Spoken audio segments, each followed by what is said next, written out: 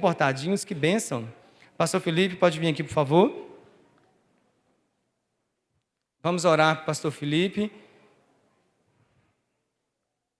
Senhor Deus, Pai amado, coloca a vida aqui do pastor Felipe no altar do Senhor. Pai querido, que Tua palavra possa revelar os nossos corações através dele, meu Pai, em nome de Jesus.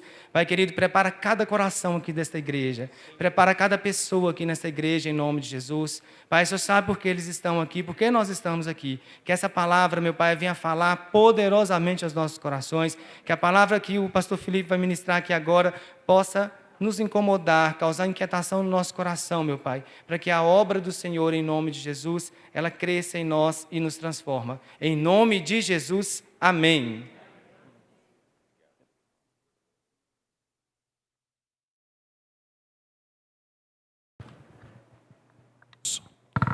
Graça e paz, irmãos. Deus abençoe você. Derrame graça sobre o seu coração nessa noite, em nome de Jesus. Quero convidá-lo a abrir sua Bíblia comigo.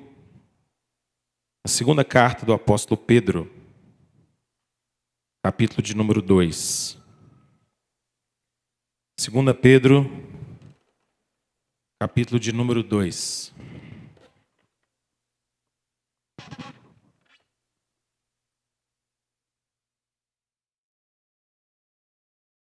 Nós estamos nessa série de mensagens na carta do apóstolo Pedro.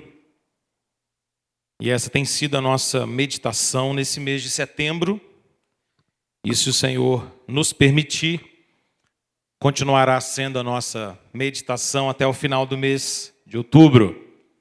Então nós temos ainda uma boa jornada juntos nessa carta tão maravilhosa, escrita por um apóstolo que tem uma história também tão encorajadora para nós, a palavra do Senhor. 2 Pedro, capítulo de número 2, versículo 1 até o versículo de número 10. Nós vamos até o versículo de número 10, apenas na parte A do versículo 10, até a metade do versículo 10. Você pode acompanhar comigo? Então acompanhe essa leitura da palavra do Senhor. Diz assim: assim como no meio do povo surgiram falsos profetas, assim também haverá entre vós falsos mestres, os quais introduzirão dissimuladamente heresias destruidoras, até o ponto de renegar o soberano Senhor que os resgatou, trazendo sobre si mesmos repentina destruição. E muitos seguirão suas práticas libertinas, e por causa deles será infamado o caminho da verdade. Também, movidos por avareza, farão comércio de vós, com palavras fictícias. Para eles o juízo lavrado há longo tempo não tarda, e a sua destruição não dorme. Ora, se Deus não poupou anjos quando pecaram, antes, precipitando-os no inferno, os entregou a abismos de trevas, reservando-os para juízo? E não poupou o mundo antigo, mas preservou Noé, pregador da justiça, e mais 7 pessoas, quando fez vir o dilúvio sobre o mundo de ímpios? E reduzindo a cinza as cidades de Sodoma e Gomorra, ordenou-as à ruína completa, tendo-as posto como exemplo a quantos venham a viver impiamente. E livrou o justo Ló, afligido pelo procedimento libertino daqueles insubordinados, porque este justo, pelo que via e ouvia quando habitava entre eles, atormentava a sua alma justa cada dia por causa das obras iníquas daqueles. É porque o Senhor sabe livrar da provação os piedosos e reservar sob castigo os injustos para o dia do juízo. Especialmente aqueles que, seguindo a carne, andam em imundas paixões e menosprezam qualquer governo. Vamos orar mais uma vez? Feche seus olhos, peça ao Senhor para que Ele possa te abençoar nessa noite em nome de Jesus. Deus bendito, nós te louvamos e rogamos, ó Deus, nesse momento, que tu fales ao nosso coração. Por intermédio da tua palavra, Senhor, que sejamos todos nós edificados. Sejamos todos nós fortalecidos e encorajados pela palavra do Senhor. Deus, desafia-nos nessa noite a vivermos uma vida mais apegada à tua palavra e mais dependente da tua verdade. Nós rogamos, ó Deus, por tua graça, a tua maravilhosa graça. Em nome de Jesus. Amém. Provavelmente você já ouviu falar de cavalo de Troia, não já? Acho que todo mundo já ouviu falar sobre cavalo de Troia. Talvez você não conheça a história. Eu vou te contar. A história do cavalo de Troia é uma história que acontece no mundo grego. E ela é bastante interessante. Havia um rei de Esparta, chamado Menelau, e ele era casado com uma mulher que era considerada uma das mais belas de todas as mulheres. Ela se chamava Helena. E então, havia um príncipe chamado Paris, que era de Troia. E ele sequestrou Helena, e levou para si e tornou Helena sua esposa. Você imagina, Menelau ficou enfurecido. E ele decidiu então fazer guerra contra Troia. Mas havia um problema para poder vencer Troia e conseguir derrotar os inimigos e resgatar Helena. É porque as muralhas, os muros de Troia eram muito altos, eram muito poderosos, muito fortificados. E a guerra durou anos, próximo de 10 anos, mas mesmo assim eles não conseguiam penetrar. Não tinha como entrar naquela muralha. Era preciso uma estratégia um pouco mais astuta, porque ficar tentando jogar pedras naquela muralha ou tentar, de alguma maneira, penetrar ali não ia dar muito certo. Então, um sujeito chamado Odisseu, que era muito astuto, muito inteligente, muito sábio, ele teve uma ideia. Se nós, então, dermos um presente para eles. Já havia morrido muita gente na guerra. De um lado havia morrido Aquiles, o grande guerreiro, do outro lado Heitor. Então eles resolvem dar um presente para Troia. E a ideia dele foi bastante interessante. Ele construiu um grande cavalo. Um cavalo enorme, bem grande mesmo. Capaz de caber homens lá dentro. Todo feito de madeira, bem grande, poderoso, portentoso, enorme. Eles então levaram esse cavalo até a frente das muralhas de Troia e ofereceram aquilo como um presente. Em tese, aquele presente era para selar a paz. A guerra acabou, já morreu muita gente de ambos os lados, não vamos brigar mais. Chega de guerra, chega de luta, chega de batalha, chega de sangue. Vamos viver em paz. Interessante porque o povo de Troia não aceitou o presente de primeira. Algumas pessoas em Troia pensaram, esse presente é coisa maligna, o mal está aí dentro. Vamos jogar esse cavalo pelo penhasco afora. Teve gente que disse, olha, não recebe de jeito nenhum. A discussão foi acontecendo até que os troianos resolveram receber o presente. Eles colocaram o presente para dentro. Isso é coisa maravilhosa, vamos receber. E celebraram. E o dia que o presente entrou, que aquele grande cavalo entrou, aquele cavalo de madeira, aquele presentão enorme, todo mundo resolveu festejar. A guerra acabou, vamos tirar os sentinelas do muro, deixa todo mundo descansar um pouquinho, vamos baixar as armas, baixar a guarda, porque a guerra, enfim, terminou. Naquela mesma madrugada,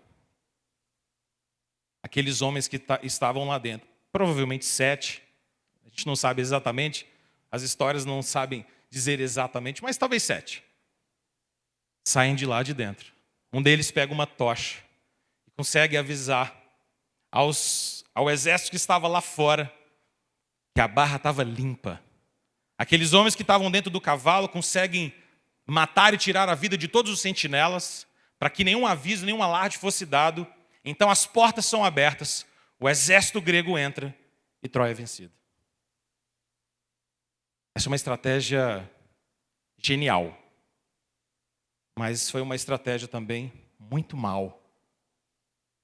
Uma estratégia de guerra, uma estratégia de destruir Troia de dentro para fora. Já que a gente não consegue penetrar os muros, quem sabe se a gente levar um pouco do nosso exército lá para dentro. A história que a gente está lendo aqui hoje, que Pedro está nos exortando nessa passagem, nos fala sobre estratégias também. E nos fala sobre uma estratégia que não foi realizada por gregos para vencer Troia. Mas é uma estratégia muito semelhante que é usada por Satanás para destruir a igreja. A estratégia de Satanás é muito parecida com o cavalo de Troia.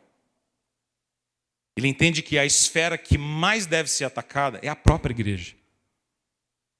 E ele entende que a melhor estratégia é tentar levar o erro para dentro da igreja. Porque se o erro estiver dentro da igreja e for aceito no meio da igreja, no meio do povo de Deus, então talvez a igreja pode ser duramente afetada.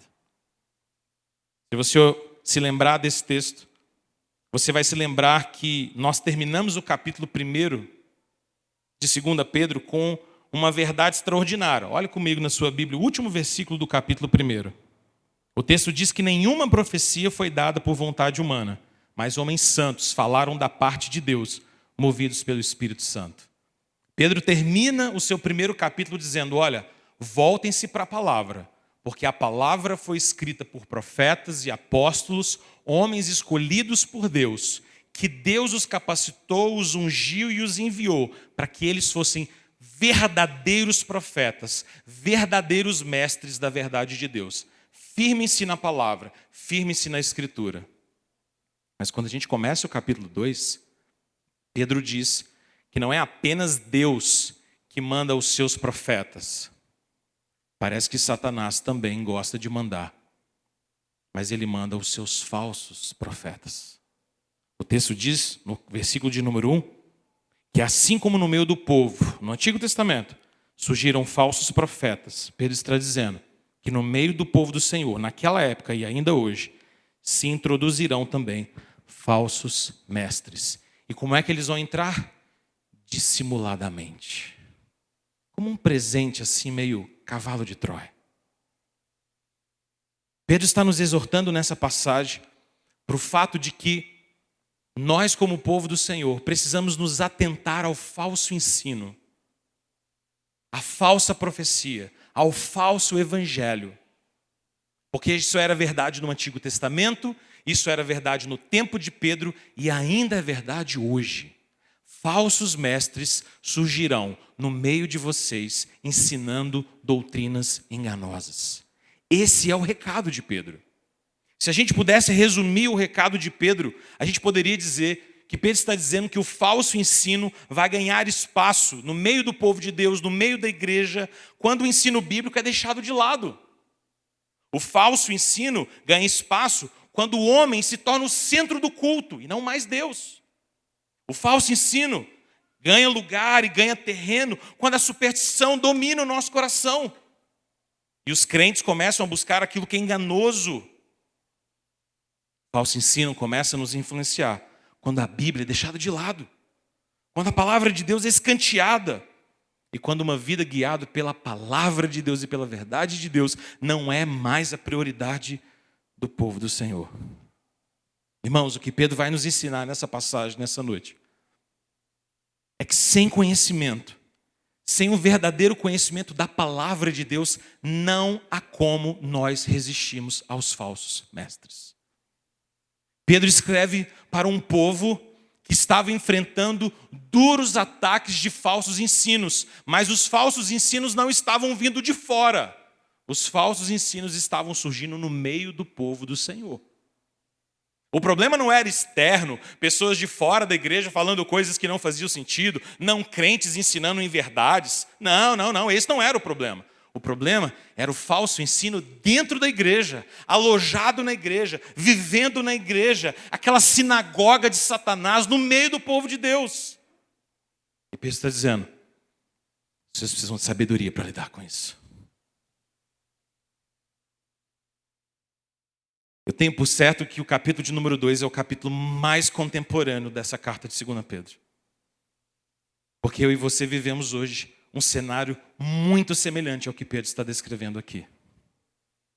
Talvez pelo avanço das mídias sociais, da nossa vida que acontece quase o tempo inteiro plugados em internet, a gente percebe que existe muito falso ensino mascarado de evangelho. Existem muitos falsos mestres dizendo estar pregando o evangelho, mas pregando mentiras. E cada vez mais nós vivemos debaixo dessa pressão e desse desafio de aprendermos a discernir o engano para compreendermos e abraçarmos a verdade de Deus. Nessa passagem, Pedro vai nos capacitar a perceber duas coisas. Ele vai nos ensinar que, já que a verdade de Deus foi revelada nas Escrituras, como diz o versículo 21 do capítulo 1, eu e você precisamos aprender a discernir a verdade de Deus em um mundo de mentiras, em um mundo de engano, em um mundo de falso ensino, em um mundo de evangelhos fáceis. Nós precisamos discernir a verdade. Pedro vai dividir o seu argumento em 2 blocos. Dos versículos 1 a 3, Pedro vai me ensinar e te ensinar a nós entendermos como identificarmos o falso ensino no meio de tanta loucura que nós vivemos nesse mundo. Depois, dos versículos restantes, versículo 4 até o versículo 10, Pedro vai nos ensinar como nós precisamos depositar a nossa confiança no Senhor. Porque Ele vai trazer juízo sobre toda mentira no mundo e nos dar paz nesse mundo. Caminhe comigo, então, nos primeiros 3 versículos. Eu quero te mostrar o caráter dos falsos mestres. Porque nós discernimos o erro quando nós reconhecemos o caráter do falso ensino. O que Pedro vai nos fazer aqui é basicamente nos dar uma forma de enxergar o falso ensino nesse mundo. Preste atenção comigo, caminhe comigo ponto a ponto desses 3 primeiros versículos. Pedro começa nos dizendo aqui que falsos mestres surgirão no meio do povo de Deus. Ele diz isso logo na abertura. Assim como no meio do povo surgiram falsos profetas, assim também haverá entre vós falsos mestres. E aqui Pedro está nos dando o primeiro ensino, a primeira sabedoria de discernimento. Pedro está nos ensinando a perceber que eu e você precisamos estar preparados para lidar com o falso ensino dentro do povo de Deus, no meio do povo de Deus.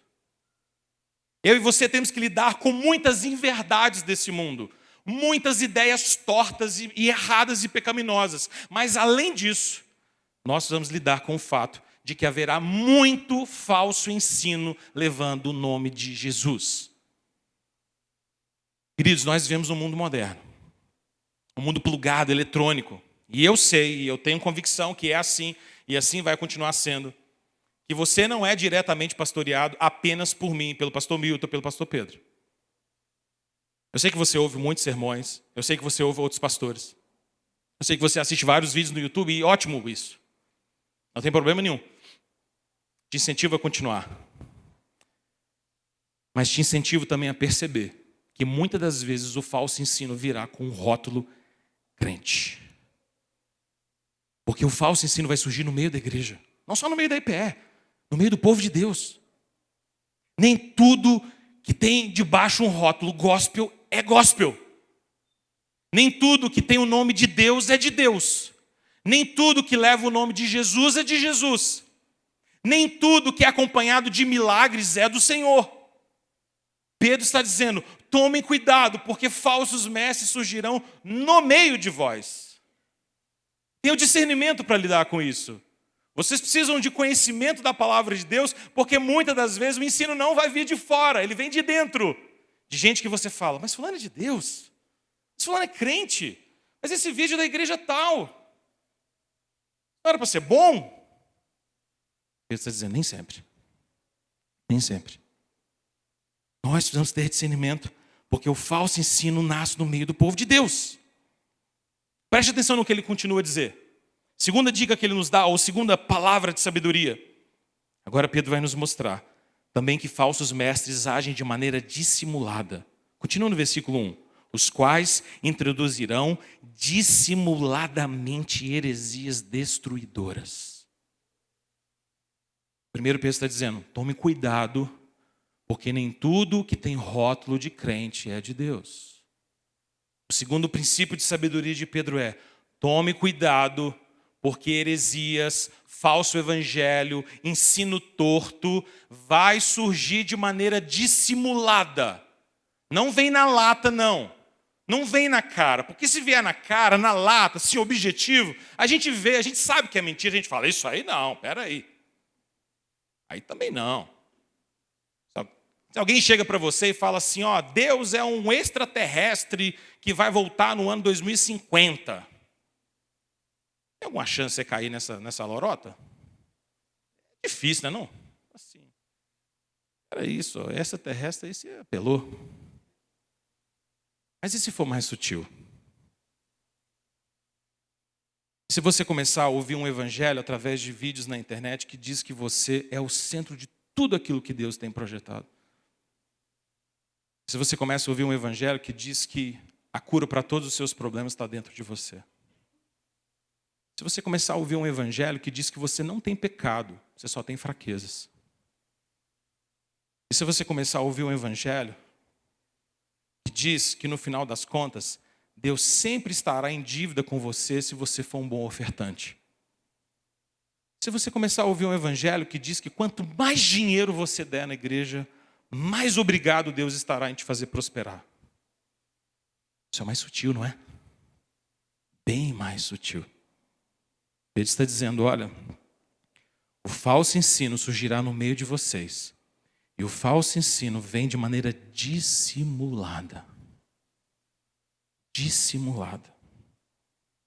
Ele nos dá um terceiro princípio de sabedoria. Ainda no versículo 1, ele diz agora para nós que falsos mestres agem como destruidores por meio de engano. Olha o que ele diz. Os quais introduzirão dissimuladamente heresias destruidoras. O propósito de falso ensino é destruir a igreja. O propósito do falso ensino é destruir a verdade de Deus. É bagunçar a mente do povo. É confundir a sua espiritualidade. É te afastar do Senhor. É te deixar confuso ou confusa. É você perder direcionamento espiritual. É você não saber o que fazer, como fazer, em que sentido agir. Pedro está dizendo para nós que falsos mestres vão surgir no nosso meio, vão surgir de maneira dissimulada e vão surgir com o desejo de destruir a igreja. Heresias destruidoras, ensinos perversos. Porque quando o falso ensino se aloja no meio do povo de Deus, você destrói o povo de Deus de dentro para fora. Você explode aquilo ali. É como um presente maldito, é como um ensino que começa a ganhar espaço no meio da igreja e começa a destruir a igreja.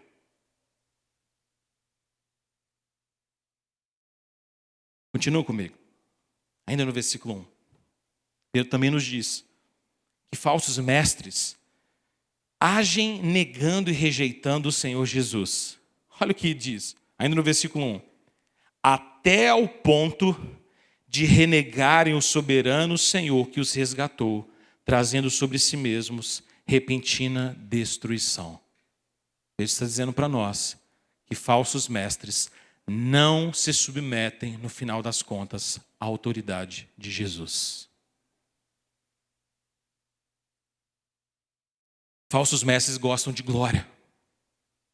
Falsos mestres querem igreja sobre si mesmos. Falsos mestres querem igreja que gira em torno do seu nome, do seu prestígio, do seu ministério. Não é sobre Jesus, é sobre ele. Não é sobre a missão, é sobre o sucesso daquele ministério. Queridos, tenha discernimento. Vigie os seus pés, vigie o seu coração. Quando você ouvir gente que só pensa em si mesmo, que só fala sobre si mesmo, que só quer algo em torno de si mesmo, da sua glória, da sua riqueza, do seu sucesso, pregando um evangelho confuso, um evangelho sem Bíblia, um evangelho enganoso, porque esses são falsos mestres no meio do povo de Deus.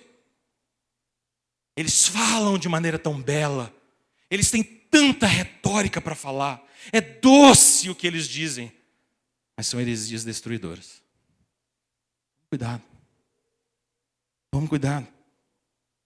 Pedro diz que esses falsos mestres, eles proclamam heresias tão destruidoras ao ponto de renegar o Senhor Jesus, de rejeitar a autoridade de Deus, de rejeitar o sacrifício de Jesus. Eu não sei se você já percebeu, mas nesse evangelho, aguinha com açúcar que a gente tem ouvido hoje para tudo quanto é lado, não se fala mais de pecado. Não se fala mais de sangue de Jesus sendo derramado. Não se fala mais sobre restauração. Nós vivemos um mundo hoje que proclama o evangelho coach. O evangelho para te ajudar. O problema não está em você ter pecados. O problema está em você não ser tão bom assim. E eu tenho que te ajudar a ser melhor. Ir para frente, conquistar o mundo. O mundo é seu. Não é assim? Todo lugar que você pisar, você vai dominar. Tudo que você puser as mãos vai brilhar. Precisa vencer. Vai para frente, vai adiante. É sobre você. É sobre você ser feliz. A gente quase não ouve o nome de Jesus. Palavra pecado, então, palavra pecado no nosso mundo de hoje está desgastada, abandonada, guardada. Ninguém quer falar de pecado, porque para falar de pecado tem que falar de arrependimento. E para falar de arrependimento tem que falar de santificação. E para falar de santificação tem que falar de mortificação. E para falar de mortificação tem que reconhecer que eu não presto tanto assim. Ah, esse discurso não serve. Ah, não serve mesmo. Falsos mestres, irmãos. Além disso, olha o que Pedro diz na sequência, agora no versículo de número 2. Pedro vai nos mostrar que falsos mestres agem de maneira libertina. Eles promovem uma religiosidade sem limites, que tudo pode. Falsos mestres não conseguem viver de maneira reta. Olha o que diz o versículo 2. E muitos seguirão as suas práticas libertinas. Falso ensino nunca é acompanhado de santidade, gente. É por isso que a gente tem um país cheio de gente que professa Jesus, mas a gente não tem um país impactado por santidade. Porque tem um monte de gente sendo iludido e acontece exatamente o que está aqui no versículo 2. Muitos seguirão suas práticas libertinas. Nós temos um grupo enorme de artistas famosérrimos que se dizem cristãos e postam todos os dias em redes sociais suas práticas libertinas, nojentas e pecaminosas. Não são crentes. Gente ímpia. Gente enganada pelas trevas. Irmãos, como nós precisamos de discernimento para lidar com essas coisas? Porque às vezes crentes de verdade seguem essas pessoas, louvam essas pessoas, promovem essas pessoas. Irmãos, o falso ensino é capaz de destruir o povo de Deus, de dentro para fora. Tem tanta gente seguindo práticas libertinas. Queridos, não tem como viver uma vida de pecado e dizer-se crente. Não funciona. Você não pode viver uma vida promíscua. Você não pode viver uma vida libertina. Você não pode viver infidelidade no seu casamento. Você não pode viver um namoro totalmente destruído em pecado e dizer que você é crente. Você está somando juízo sobre a sua cabeça. Em nome de Jesus, se arrependa, irmão. E o juízo de Deus é tão forte, é tão poderoso. Está juntando juízo sobre você. Não tem como viver esse falso evangelho. Mas as pessoas estão sendo iludidas por isso e Pedro está dizendo, cuidado, isso vai surgir no meio de gente crente. Vai surgir no meio de gente da igreja, gente que diz que é pastor, que é profeta, que é sacerdote, que é sei lá o que dizem, mas cuidado, irmãos. Eles continuam dizendo, olha comigo aí no versículo 2. Falsos mestres trazem vergonha e desprezas para o evangelho. Olha o que Pedro está dizendo no versículo 2. Por causa deles, por causa desses falsos mestres, será infamado o caminho da verdade. O evangelho tem sido pisado no Brasil. Ímpios zombam da nossa fé. Sabe por quê, irmãos? Por causa de falso testemunho, de mau testemunho. Muita gente não quer ser crente, porque a última vez que lidou com crente, teve medo de lidar com crente. Gente impura, gente que não tem palavra, gente que não tem honra, gente que faz serviço torto, gente que vive vida ímpia. Não, irmãos. Pedro está dizendo, por causa desses falsos mestres, o nome de Jesus está sendo infamado na terra. A gente louva Jesus no domingo e o povo pisa em Jesus na segunda-feira. Vivendo um evangelho falso. Em nome de Jesus, tenha discernimento, irmão. Tenha sabedoria para lidar com isso. Alguém que professa o Senhor Jesus e na segunda-feira vive uma vida ímpia, uma vida impura, infama o nome de Jesus, se envergonha o nome do Evangelho. Acho que as pessoas ao seu redor dizem, é isso que é ser crente? É isso que é ser crente? Se isso é ser crente, então eu tenho pavor de crente.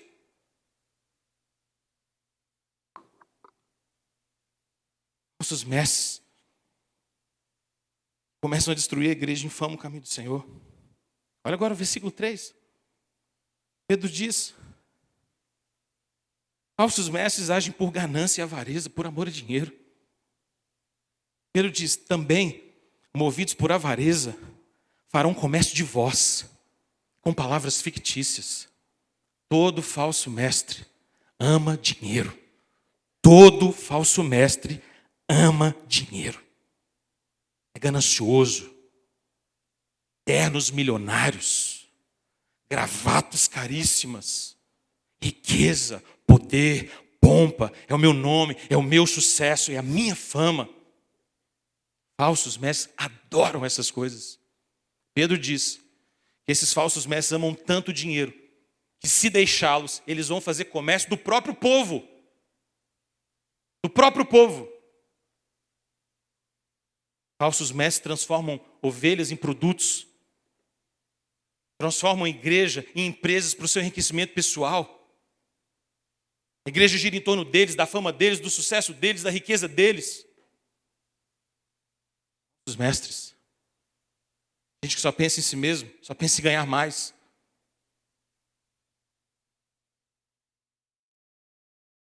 Jesus nos diz, através do apóstolo Paulo, em 1 Timóteo 6,10, porque o amor do dinheiro é a raiz de todos os males.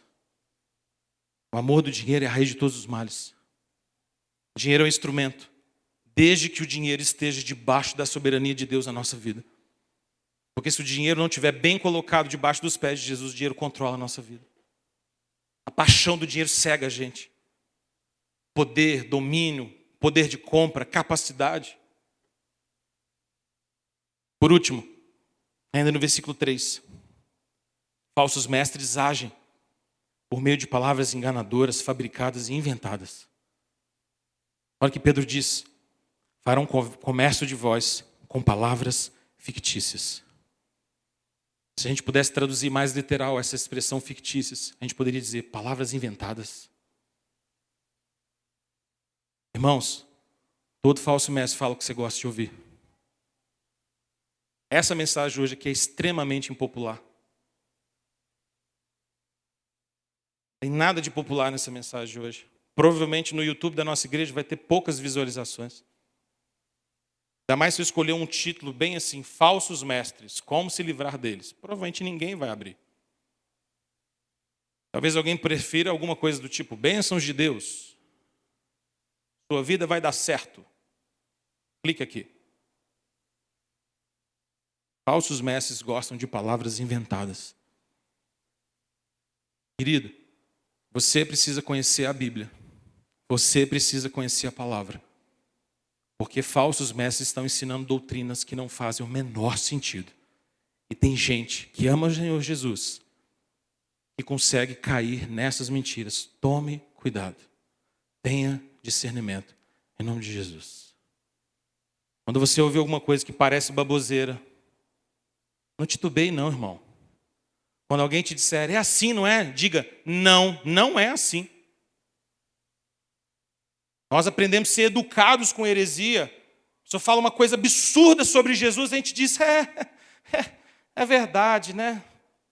Cada um tem sua opinião. Não! Não é cada um tem a sua opinião, é a palavra de Deus.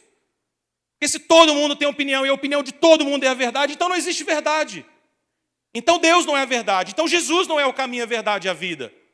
Não, nem todas as religiões levarão a Deus, não. Só Jesus leva. Só Jesus. Não tem vários meios de andar com Deus, só tem um. Ou é reto, ou é santo, ou é justo, ou não é. Não se engane.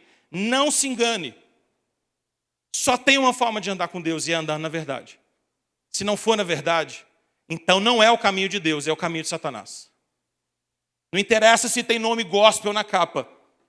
Se não honrar a palavra de Deus, não é de Deus. Ele está dizendo isso para nós, irmãos. Ele está dizendo para nós que nós precisamos discernir a verdade de Deus. Agora vem a segunda parte dessa carta. Versículo de número 4 em diante. Pedro agora vai nos dizer que nós precisamos discernir o erro. E nós precisamos confiar que o juízo de Deus é certo e o juízo de Deus não falha. Preste atenção no finalzinho do versículo 3, para a gente entrar no verso 4. Olha o que Pedro diz no finalzinho do versículo 3. Leia comigo se você puder, bem o finalzinho. Quando ele diz assim: para eles, vamos junto? O juízo lavrado a longo tempo não tarda, e a sua destruição não dói. Entendeu o que Pedro está dizendo aqui? Ele está dizendo, olha, o juízo de Deus sobre esses homens e mulheres que pregam um falso evangelho para tentar confundir a igreja não tarda. E a destruição deles não dorme. Nosso Deus é um Deus de amor. Mas o nosso Deus é um Deus temível. Ele é o justo juiz sobre toda a terra. E ele pedirá conta de cada palavra frívola que saiu da nossa boca. Cada palavra. O juízo de Deus sobre falsos mestres não tarda. Falsos mestres podem experimentar nesse mundo algum sucesso. Podem. Podem ser muito glamurosos, muito poderosos, congressos enormes, grandes riquezas, grandes fortunas. O juízo do Senhor não tarda. A destruição do Senhor não dorme. Quando ela chegar, ninguém pode contra o braço forte do Senhor. Ninguém. Ninguém. Pedro está dizendo para nós, é que eu e você precisamos viver nesse mundo, cheios de conhecimento da palavra, firmes na verdade, longe de toda impiedade, de toda mentira, porque Deus vai trazer juízo sobre o engano. Deus irá trazer juízo. Versículo 3 termina dizendo que o juízo já está lavrado há longo tempo. Deus já conhece. Deus sabe quem são. Deus rejeita o que eles ensinam. E o juízo de Deus já está decretado. Deus não vai voltar atrás. O juízo do Senhor sobre falsos mestres, irmãos, é uma certeza tão absoluta. O apóstolo Pedro pode nos dar o testemunho da própria história. Olhe comigo na sua Bíblia, a partir do versículo 4 agora. Pedro vai nos contar 3 momentos na história em que Deus derramou o juízo dele sobre a impiedade, sobre a mentira. Para confirmar para mim e para você de que Deus não volta atrás na sua palavra. Primeiro, ele nos dá o exemplo de como Deus puniu os anjos maus. Olha o que ele diz no versículo 4. Ora, se Deus não poupou anjos quando pecaram, antes, precipitando-os no inferno, os entregou a abismos de trevas, reservando-os para juízo. Sabe por que Pedro começa por anjos? Porque anjos são seres celestiais, superiores a nós, cheios de capacidades e poder. E Pedro começa dizendo, Deus não poupou nem anjo, quanto mais falsos mestres. Saibam que o Senhor trará juízo, porque Deus não poupou nem anjos. E todos eles foram trancados em abismos de trevas, todos eles foram lançados no Tártaro, no inferno, debaixo de punição de Deus. Satanás continua agindo hoje? Continua. Demônios continuam agindo hoje? Continuam. Mas eles estão debaixo do juízo de Deus, e o juízo de Deus sobre eles não muda. Satanás age como um inimigo limitado. Tem poder? Tem. Tem dardos inflamados poderosíssimos. Mas ele está debaixo dos pés de Jesus. Dominado. Lançado em abismos de trevas. Deus não poupou nem anjos. Pedro nos dá um outro motivo. Ele diz, olha, não apenas os anjos, mas também todo o povo que vivia no período de Noé. Olha o versículo 5. E não poupou o mundo antigo, mas preservou Noé, pregador da justiça, e mais 7 pessoas, quando fez vir o dilúvio sobre o mundo de ímpios. Sabe o que Pedro está dizendo para nós? Olhe para a história de Noé. Veja o que Deus fez. E se pergunte se Deus vai poupar falsos mestres hoje. E a resposta de Pedro para nós é: não vai poupar. Porque Deus destruiu um mundo inteiro de ímpios por causa da dureza do seu coração.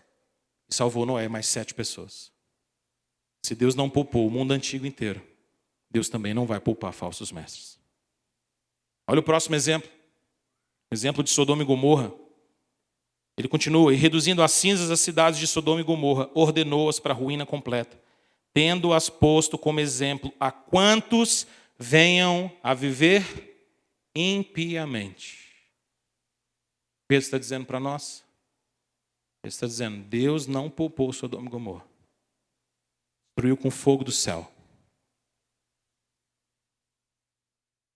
Para servir de exemplo para nós. Que Deus trará juízo sobre todo aquele que viver impiamente. Mas o versículo 7 diz que ele livrou Ló. Afligido pelo procedimento libertino daquelas pessoas, porque ele era justo, e aquilo que ele via, aquilo que ele ouvia, no meio do povo que ele habitava, atormentava sua alma todos os dias por causa das obras iníquas. E Deus resgatou Ló, mas destruiu o resto da cidade. Ele está dizendo para mim e para você que Deus não poupou nem a anjos, nem o mundo antigo, nem Sodoma e Gomorra. E Pedro está dizendo: Ele também não vai deixar de cumprir a sua palavra. Não vai. Qual que é a lição que Pedro nos ensina aqui, irmãos? A lição de Pedro é maravilhosa. A lição de Pedro é nos ensinar que se Deus trouxe juízo no passado, Ele também vai trazer hoje. Deixe-me ler para você Gálatas 6:7. E ouça essas palavras de Paulo a Gálatas com muito temor no seu coração. Não vos enganeis. De Deus não se zomba. Porque aquilo que o homem semear, isso também se fará. O Pedro está nos dizendo, o que Paulo está dizendo em Gálatas, é que não é possível brincar com Deus. Não é possível. Se alguém brincar com Deus, está brincando com aquele que é o mais temível de toda a terra. Ele é o soberano. Ele é o grande Deus. Ele é santo. Ele é justo. Irmãos, Pedro vai nos dizer que Deus livra aqueles que são piedosos, mas castiga os injustos. Olha os versículos 9 e 10.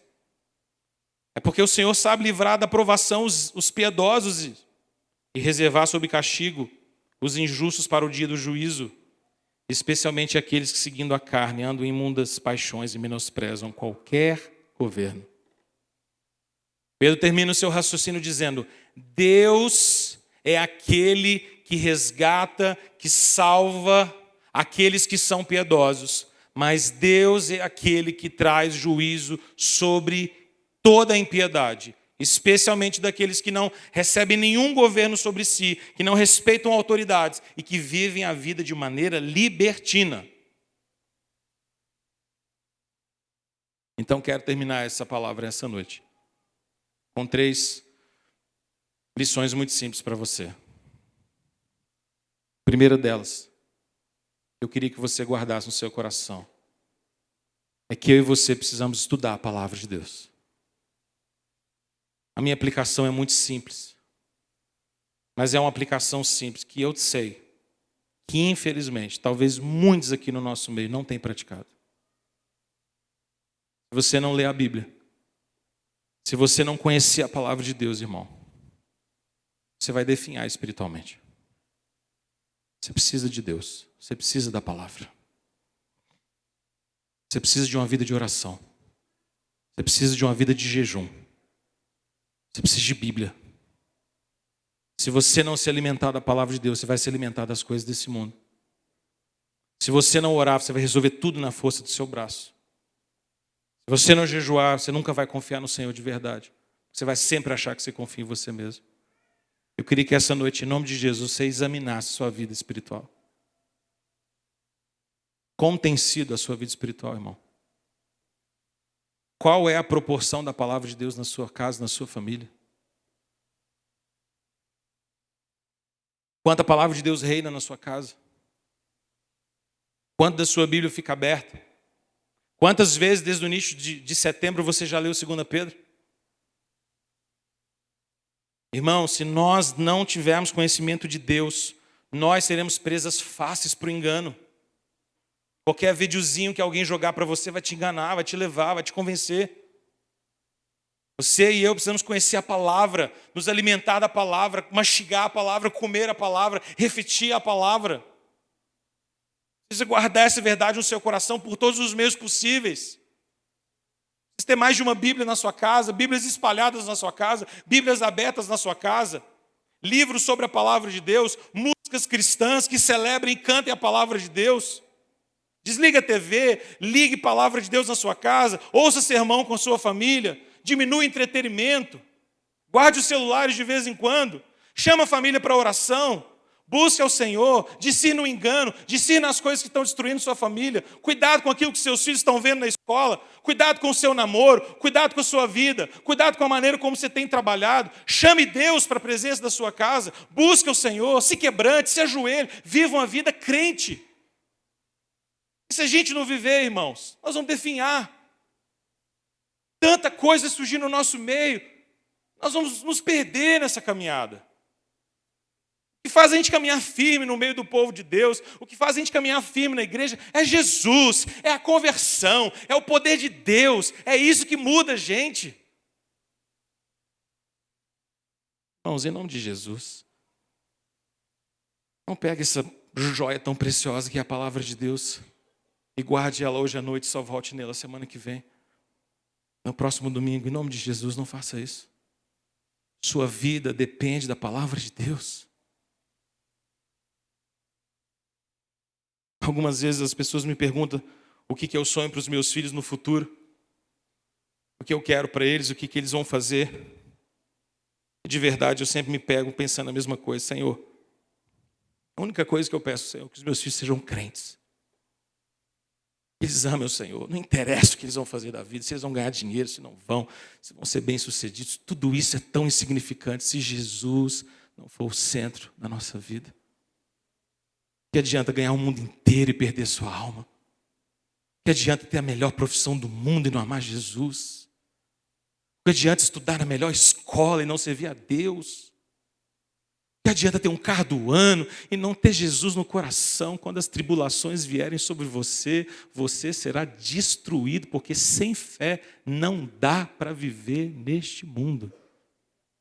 Não tem como. Se a sua fé não for uma fé forte, se a sua fé for uma fé fraca, uma fé sem base, sem solidez, sem palavra, qualquer vento de doutrina vai destruir você. Qualquer mentira, qualquer palavrinha, qualquer proposta. Estude a palavra de Deus em oração, em nome de Jesus. Segundo, são 3. Aprenda a discernir o erro. Nós vivemos em um mundo de engano. É difícil saber no nosso mundo o que é verdade e o que não é verdade. É difícil. Não dá para confiar em absolutamente nada 100%. A palavra de Deus diz em Oséias: o meu povo perece porque lhes falta conhecimento. Irmão, aprenda a discernir o falso ensino. Não tenha meias atitudes com heresia. Se alguém insinuar para você que a Bíblia não é a palavra de Deus, mentira. Mentira. A palavra de Deus é infalível. Mas a Bíblia tem alguns erros. Não tem. Mas a Bíblia é a palavra de homens. Não é. Mas Jesus talvez não volte. Certamente voltará. Mas santidade é um conceito relativo. Não é. Santidade é aquilo que Deus quer. Sede santos porque eu sou santo. Mas eu posso fazer isso porque isso não é tão errado. Se gera escândalo, se gera destruição, se não promove edificação no corpo de Cristo, é pecado sim e ponto final. Mas eu posso fazer isso porque isso não é tão errado, todo mundo faz isso. Não interessa se todo mundo faz isso. Porque tem um monte de gente indo para o inferno com um selo de crente. Então tome cuidado com o tal de todo mundo faz. Isso é relativo, cada um tem a sua opinião. Não, irmãos. É a palavra. É a escritura, é a verdade. Está com dúvida? Volte para a Bíblia. Quer ouvir a voz de Deus? Leia a Bíblia em voz alta. Isso é Deus falando com você. Explícito, retumbante, poderoso. Deus vai confirmar a sua palavra a você. Em oração e devoção. Irmãos, nós precisamos aprender a discernir o erro. O grande projeto de Satanás é semear cavalinhos de Troia no meio do povo do Senhor. Essa é a estratégia. Essa é a jogada. Palavras doces, agradáveis. Videozinhos tão bem produzidos. São lindos. Só que são heresias destruidoras. Aprenda a discernir o erro. Se você percebe que alguma coisa parece não bater com a palavra de Deus, diga não. Volte para sua Bíblia. Leia a semana inteira, até você discernir. Ajoelhe-se diante da Bíblia e ore: Senhor, abre os meus olhos para ver a tua palavra. Senhor, esclareça essa verdade para mim em nome de Jesus. Deus me mostra na Escritura a verdade do Senhor. Eu não quero viver em engano. Eu não quero viver em engano. Nós usamos a palavra de Deus, irmãos. Nós vamos discernir o erro. Terceiro lugar e último lugar. Confie no agir do Senhor. Porque a palavra nos garante, nesse texto que nós lemos, que o Senhor é capaz. O Senhor é aquele que livra os piedosos no meio da provação, que traz juízo sobre os ímpios. Sabe a grande esperança que precisa nutrir paz no meu e no seu coração? A esperança de que as promessas do Senhor não vão falhar. Não existe nada nesse mundo, absolutamente nada nesse mundo, que pode nos dar esperança. Nada. A gente pode acreditar muito em dinheiro, até que a gente quebre a primeira vez. A gente pode acreditar muito em contatos e network, até que você descubra que você não tem tantos amigos assim quando as coisas vão de mal a pior. Você pode acreditar que você é muito bom até que você fale a primeira vez e seja bem feio. Você pode achar que tudo depende da sua retidão e da sua justiça, até que alguém descubra alguma coisa errada que você fez. A gente pode acreditar muito em fama, até que a fama te destrua. Nada nesse mundo pode gerar esperança. Nada. A não ser a palavra do Senhor. Nesse mundo, eu e você vamos ter aflições. Muitas aflições. Muitas aflições. Mas tenha bom ânimo. Porque o Senhor Jesus venceu o mundo. E aquele que venceu todas as coisas nos prometeu que breve voltará. E a promessa de Jesus não volta atrás. Isso que a gente precisa acreditar. E mais nada. Vamos orar?